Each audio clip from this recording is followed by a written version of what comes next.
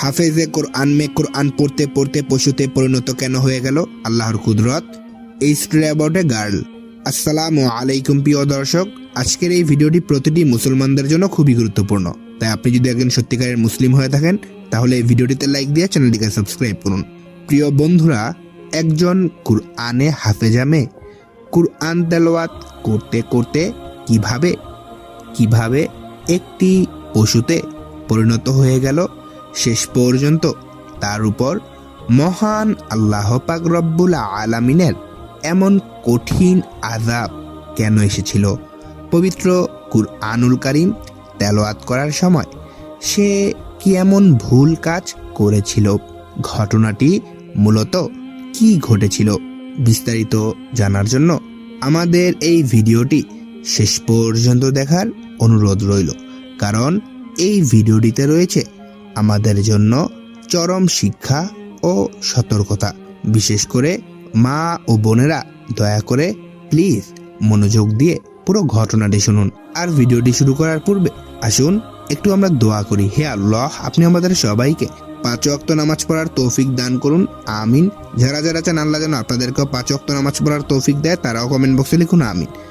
তাহলে চলুন ভিডিওটি শুরু করা যাক। পাকিস্তানের একটি প্রত্যন্ত এলাকায় আব্দুর রহমান, তার স্ত্রী জয়নব এবং সেই সাথে 1 বছরের মেয়ে নাফিসার সঙ্গে বসবাস করতেন। আব্দুর রহমান ছিলেন একজন অত্যন্ত সৎ এবং দয়ালু মানুষ। তিনি প্রতিদিন সকালে ফজরের নামাজের পর নদীতে মাছ ধরতে যেতেন এবং সেগুলো বাজারে বিক্রি করে নিজে এবং তার স্ত্রী এবং তার সন্তানের ভরণ পোষণ চালাতেন। কিন্তু আব্দুর রহমানের স্ত্রী জয়নব ছিলেন অত্যন্ত লোভী প্রকৃতির একজন মহিলা। একদিন আব্দুর রহমান তার স্ত্রীকে বললেন, আজ আমার শরীর ভালো লাগছে না, আমি ভাবছি আজ নদীর ধারে না গিয়ে বাড়িতে বিশ্রাম নিব। এই কথা শুনে তার স্ত্রী রাগের সুরে মুখে বিড়বিড় করতে করতে বললেন, তোমার কখনো মাথা ব্যথা হয় তো কখনো এটা কখনো সেটা, সবসময় কাজ না করার টাল বাহানা খুঁজো। শান্তভাবে বলল, না, আমি সত্যিই বলছি আজ শরীরটা ভালো লাগছে না।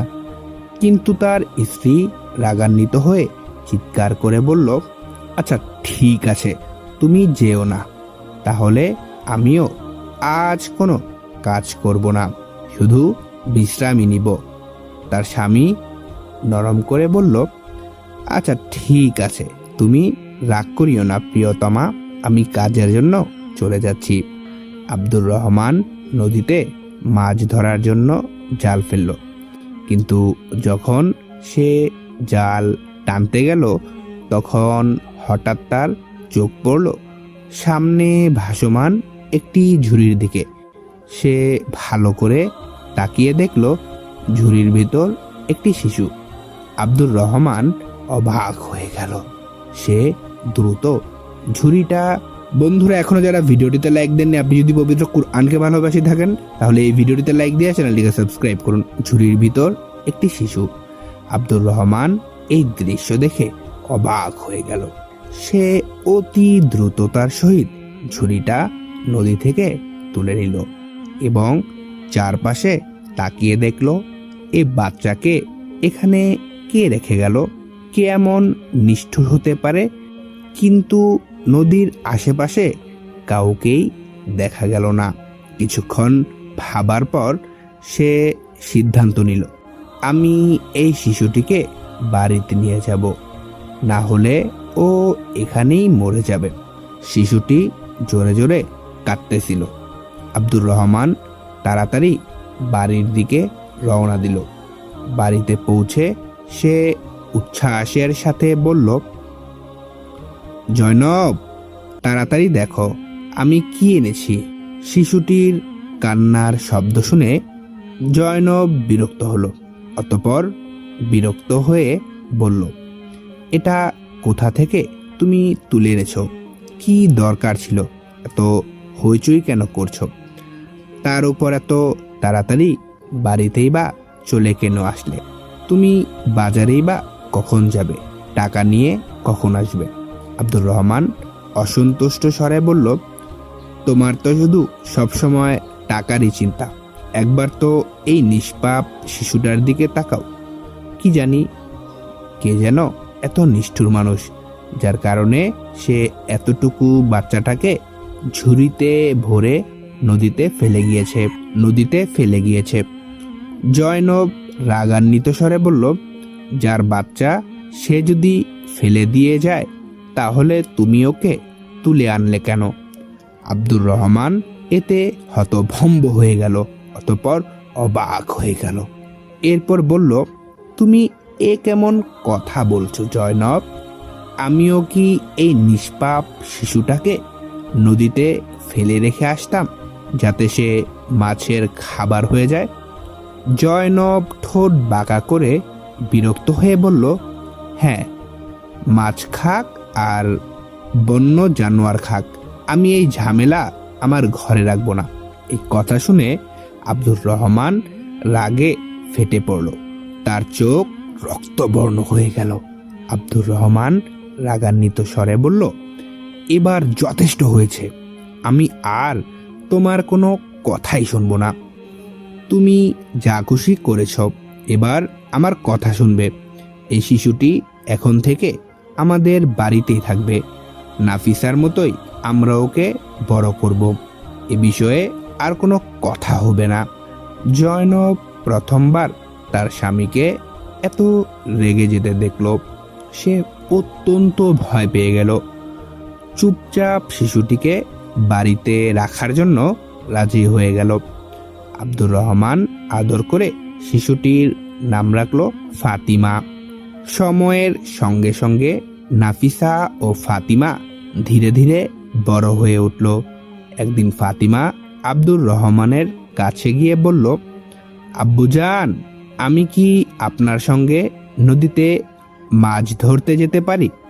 আব্দুর রহমান মেয়ে ফাতিমার কথা শুনে জোরে হেসে উঠল, বলল, কেন রে মা, তুইও কি মাছ ধরা শিখতে চাস?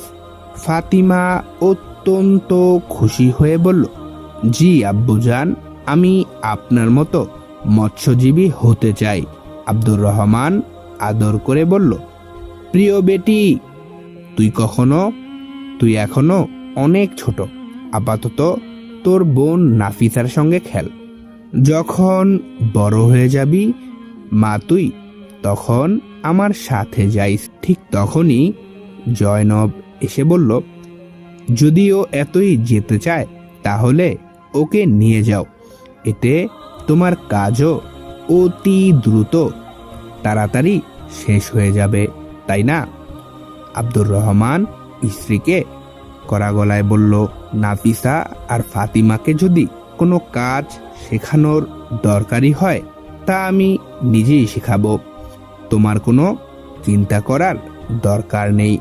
জয়নব একেবারেই পছন্দ করতো না ফাতিমাকে, কিন্তু স্বামীর জন্য সে তেমন কিছু বলতো না বা বলতে পারতো না। কিন্তু একদিন হঠাৎই আব্দুর রহমান মারা গেলেন। এই খবর শুনে নাফিসা ও ফাতিমা কান্নায় ভেঙে পড়লেন। জয়নব নাফিসাকে বুকে জড়িয়ে ধরে বলল, বেটি, তোমার বাবার সঙ্গে আমাদের এ পর্যন্তই পথ ছিল, এখন তোমাকে অনেক শক্ত হতে হবে বেটি। নাফিসা কাঁদতে কাঁদতে বলল, আম্মা, এখন আমাদের সংসারটা কিভাবে চলবে? মহান আল্লাহ পাক রব্বুল আলামিন আমাদের আব্বুকে নিয়ে গেলেন। নাফিসা কান্নাজড়িত কণ্ঠে আবারও বলল, আম্মুজান, আমাদের সংসারটা কিভাবে চলবে এখন? তার মা একটু থেমে বলল, ফাতিমা তো আছেই, তাই না? ওর আব্বুর জায়গায় ও এখন থেকে মাছ ধরে আনবে আমাদের জন্য। ও তো মাছ ধরা শিখেছে, তাই না?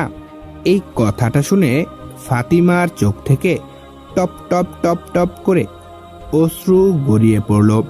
সে কাঁদতে কাঁদতে বলল, কেন না আম্মাজান, অবশ্যই আমি তো আছি। আমি নিজেই আব্বুর জায়গায় আজ থেকে কাজ করব, এখন থেকে কাজ করব। আপনি চিন্তা করবেন না। জয়নব ঠোঁট বাঁকা করে বিরক্তের সহিত বলল, বেশি নাটক করার দরকার নেই। কাজ তো তোমাকেই করতে হবে। আর তুমি ছাড়া আর কে করবে তোমাকে ছাড়া এইসব কাজ? বাবার ইন্তেকালের পর থেকেই ফাতিমার জীবন পাল্টে গেল। জয়নব তার উপর সব কাজের বোঝা চাপিয়ে দিল। বাড়ির সমস্ত কাজ, মাছ ধরা, নদী থেকে পানি আনা, সব কিছুই করতে হতো একমাত্র ফাতিমাকে। কিন্তু এত কাজ করার পরেও অত ভালো খাবার সে খেতে পেত না। কখনো পেত আগের দিনের বাসি খাবার, অর্থাৎ তাকে খাবারেরও কষ্ট দেওয়া হতো।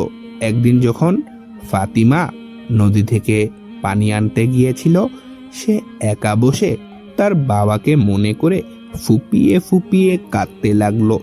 সে বলতে লাগলো, আব্বুজান, ও আব্বুজান, আপনি আমাকে কেনই বা ছেড়ে চলে গেলেন?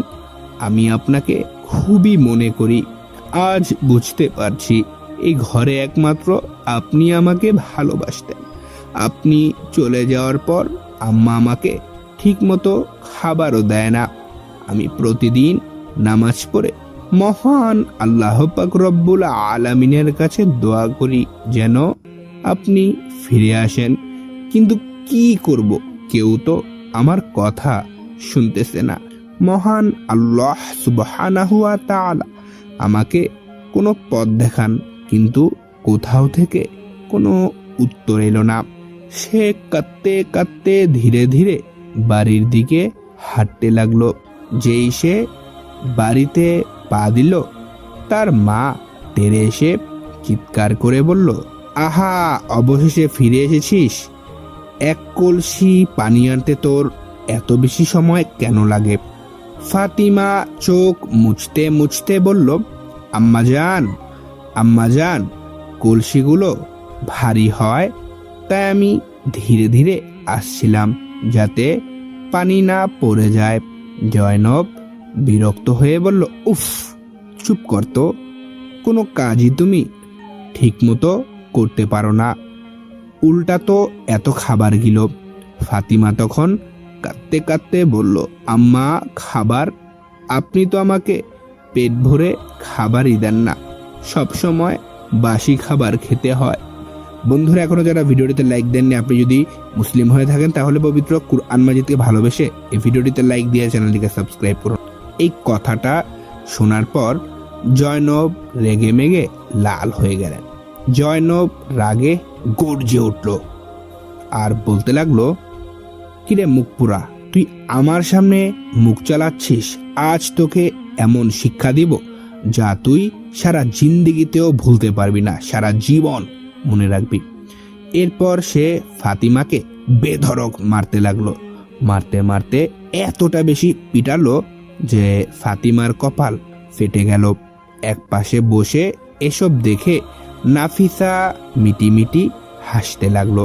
পরের দিন ফজরের নামাজের পর ফাতিমা সেজদায় পড়ে গিয়ে মহান আল্লাহ পাক রব্বুল আলামিনের দরবারে কাঁদতে লাগলো আর বলল, হে আল্লাহ, আমার কি কেউ নেই? কেন আমার সঙ্গে এত জুলুম হচ্ছে? কাঁদতে কাঁদতে সে উঠে দাঁড়ালো এবং নদীর ধারে চলে গেল। সেদিন নদীর ধারে বসে সে কপাল চেপে ধরে আবারও কান্না করছিল। ঠিক তখনই নদীর পাশ দিয়ে এক বয়স্ক আল্লাহওয়ালা ব্যক্তি হেঁটে আসছিল। তিনি ফাতেমার কষ্টমাখা মুখ দেখে থমকে দাঁড়ালেন। তিনি মৃদু কণ্ঠে বললেন, বেটি, পানি খাওয়াবে? ফাতিমা দ্রুত কলসি থেকে পানি নিয়ে এলো এবং অতি বিনয়ের সহিত ভদ্রতার সাথে তাকে পানি পান করালো। পানি পান করার পর সে আল্লাহওয়ালা ব্যক্তি তার মাথায় স্নেহ ভরে হাত রাখলেন এবং বললেন, বেটি, ও বেটি, তুমি খুব ভালো একজন মেয়ে। তুমি আমাকে পানি খাইয়েছ, আমি তোমাকে কিছু দিতে চাই।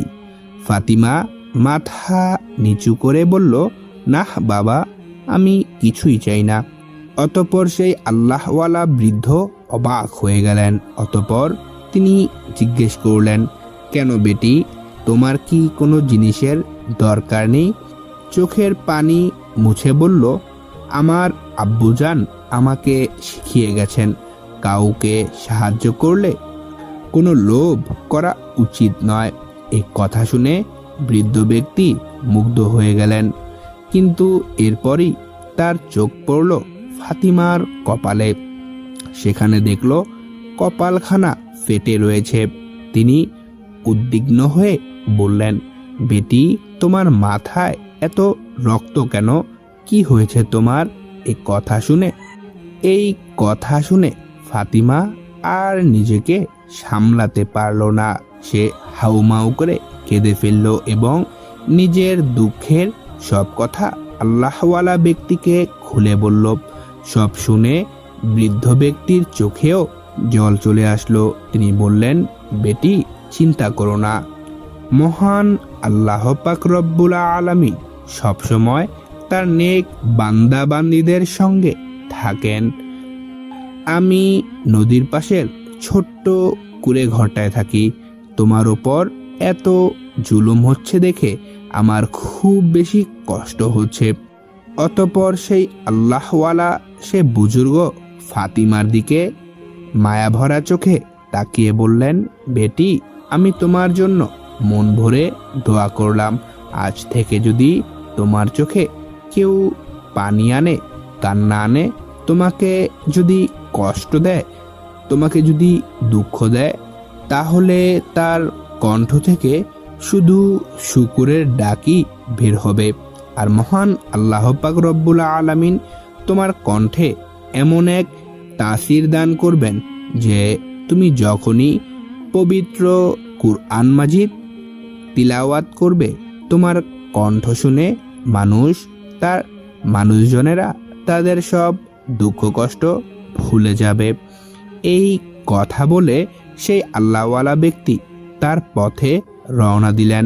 আর ফাতিমা মন ভরে নিজের বাড়ির দিকে রওনা হলো। রাস্তায় হাঁটতে হাঁটতে তার মনে হলো, আমি কুরআন মাজিদ পড়তে চাই, আমি তিলাওয়াত করতে চাই। সে ধীরে ধীরে তার ঠোঁট খুলল, আর সাথে সাথেই তার কণ্ঠ থেকে পবিত্র কুরআন মাজিদের তিলাওয়াত ধ্বনিত হতে লাগলো।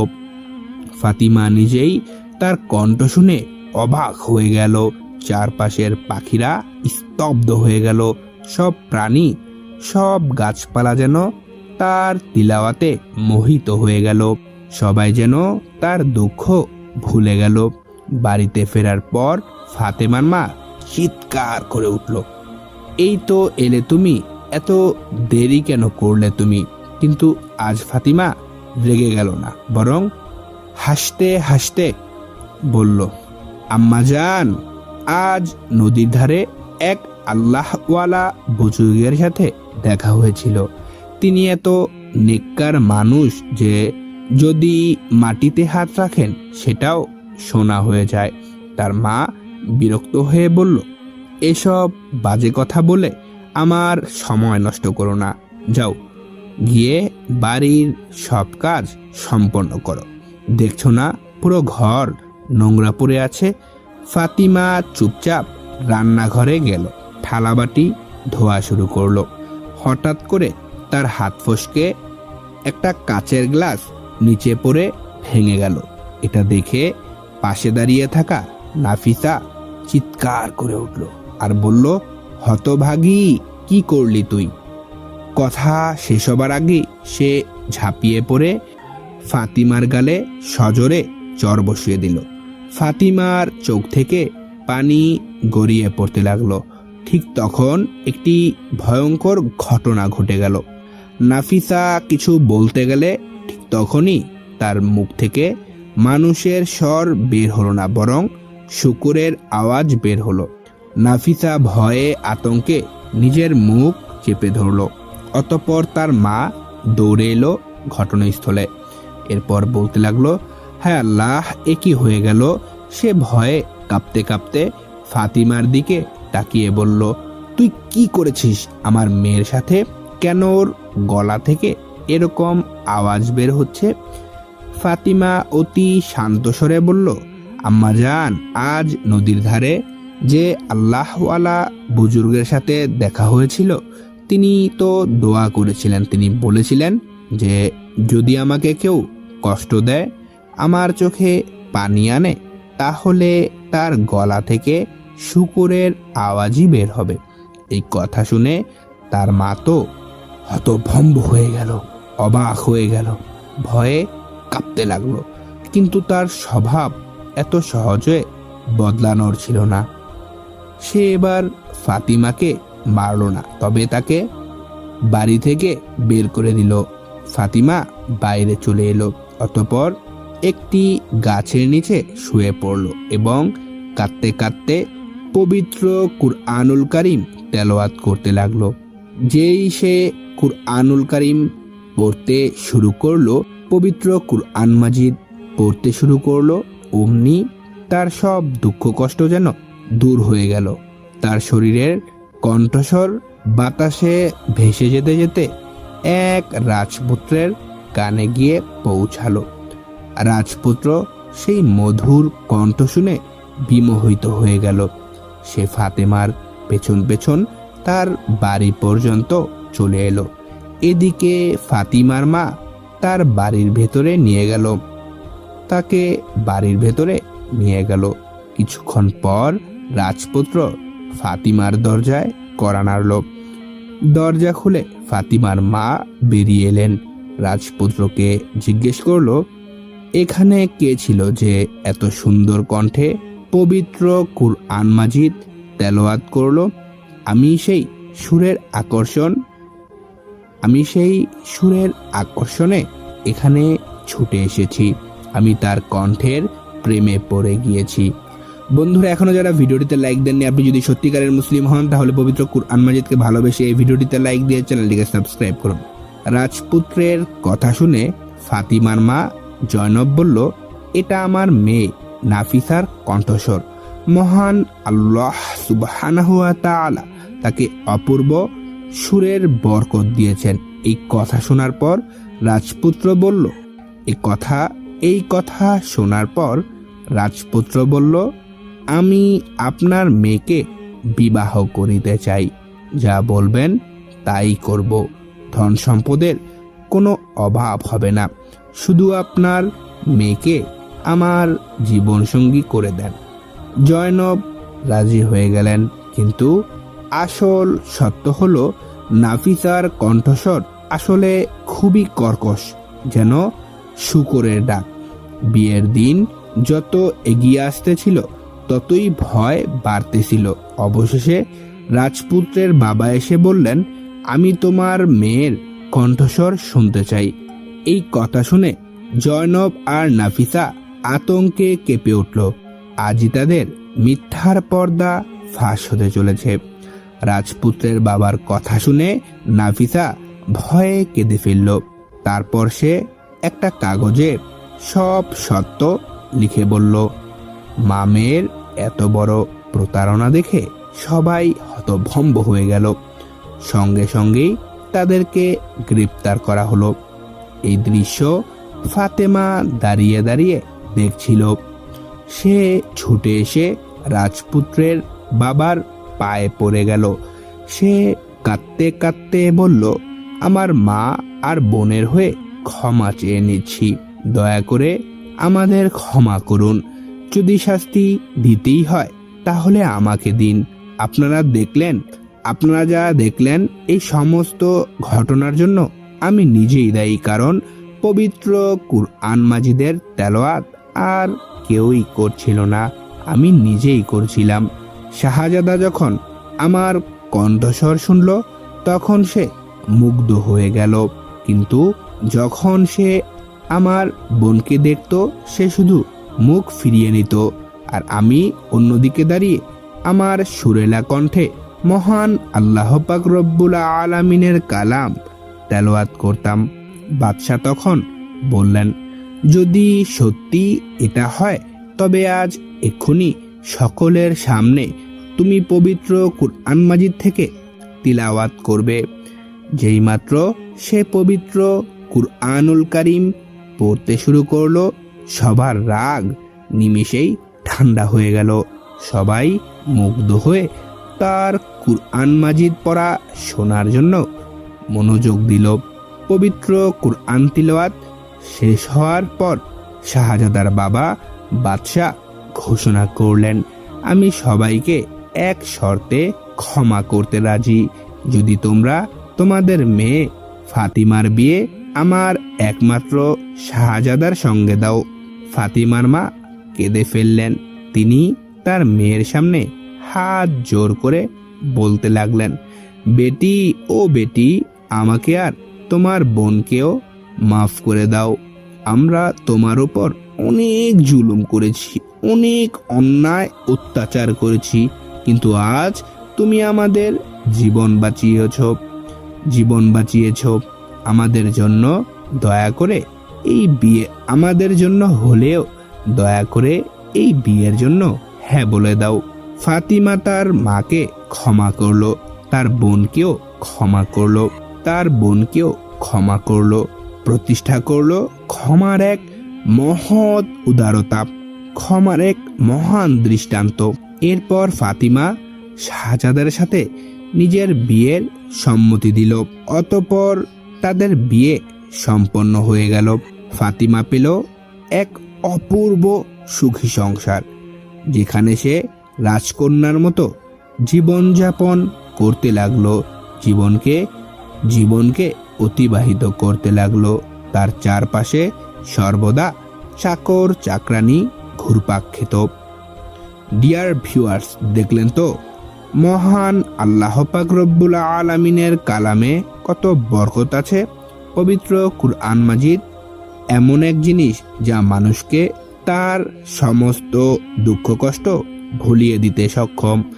যদি আপনার জীবনে কোনো সমস্যা এসে থাকে তাহলে মাত্র একটি বার পবিত্র কুরআন মাজিদ খুলে পড়েই দেখুন, দেখবেন আপনার সমস্ত দুঃখ কষ্ট আল্লাহ চাহে তো দূর হয়ে যাবে, বা মনের মধ্যে অনেক প্রশান্তি পাবেন, অন্তরে অনেক প্রশান্তি পাবেন। বন্ধুরা, আজকের এই ভিডিওটি এ পর্যন্তই ছিল।